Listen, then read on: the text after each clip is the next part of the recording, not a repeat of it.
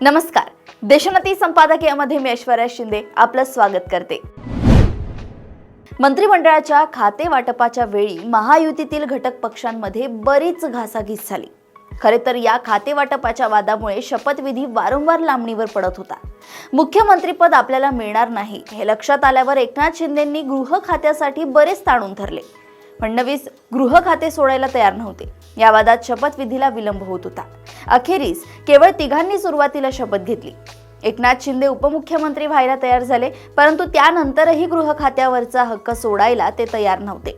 त्यामुळे इतर मंत्र्यांचा शपथविधी आणि त्यांचे खाते वाटप बरेच लांबले. अखेर शिंदेंना माघार घ्यावी लागली. मुख्यमंत्री फडणवीसांनी गृह खाते आपल्याकडेच राखण्यात यश मिळवले. गृह खाते मंत्रिमंडळातील दुसऱ्या क्रमांकाचे महत्त्वाचे खाते मानले जाते.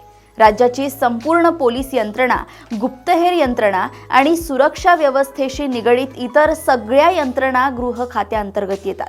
ज्याच्याकडे गृह खाते त्याची राज्यावर हुकूमत असेच मानले जाते. परंतु गृह खाते सांभाळणे सोपी गोष्ट नाही. राज्यातल्या प्रत्येक अपराध विषयक घटनांची जबाबदारी गृहमंत्र्याला स्वीकारावी लागते.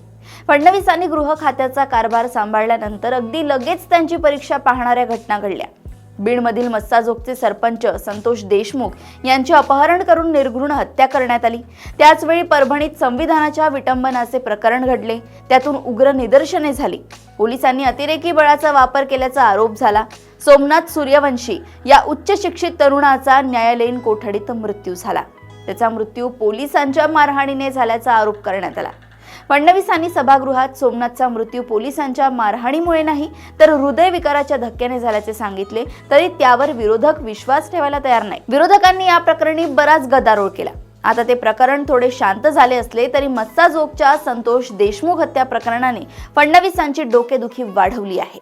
बीडमध्ये काही राजकीय नेत्यांच्या पाठबळाने गुंडागर्दी, दहशत प्रचंड प्रमाणात असल्याचं बोललं जात आहे.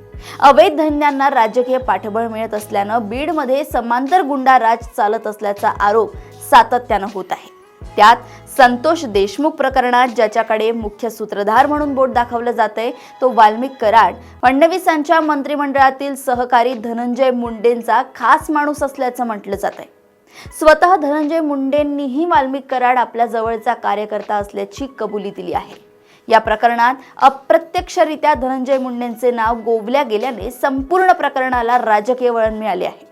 बीडची पोलीस यंत्रणा मुंडे आणि त्यांच्या कार्यकर्त्यांच्या इशाऱ्यावर डोलते असा विरोधकांचा आरोप आहे. हत्येच्या घटनेला 3 आठवडे उलटून गेले तरी या प्रकरणातील 3 मुख्य आरोपी आणि त्यांचा मुखिया वाल्मिक कराड पोलिसांच्या हाती लागला नाही. फडणवीसांनी सर्वप्रथम बीडच्या पोलीस अधीक्षकांना हटवून पोलीस यंत्रणेला योग्य तो संदेश दिला असं बोललं जात आहे. त्यानंतर या प्रकरणातील सगळ्या आरोपींचे बँक खाते गोठवून त्यांची संपत्ती जप्त करण्याचेही आदेश दिले. गृहमंत्री असलेले मुख्यमंत्री या प्रकरणात किती कठोर भूमिका घेतात यावर बरेच काही अवलंबून आहे. दरम्यानच्या काळात धनंजय मुंडेंनी मुख्यमंत्र्यांची भेट घेतली. कदाचित मुंडेंना अभय देत इतर सगळ्या आरोपींची गठडी वळलीच आहे.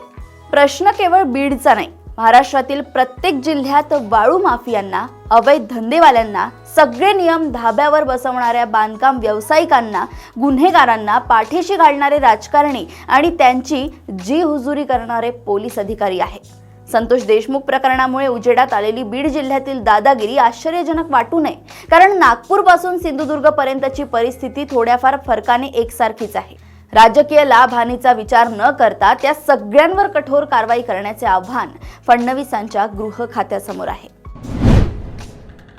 अशाच घडामोडी व अपडेट सोबत पुन्हा भेटूया देशोन्नती संपादकीयमध्ये. बघत रहा देशोन्नती. नमस्कार. ठळक घडामोडींसाठी देशोन्नती न्यूज चॅनलला सबस्क्राईब करा आणि बेल आयकॉन प्रेस करा.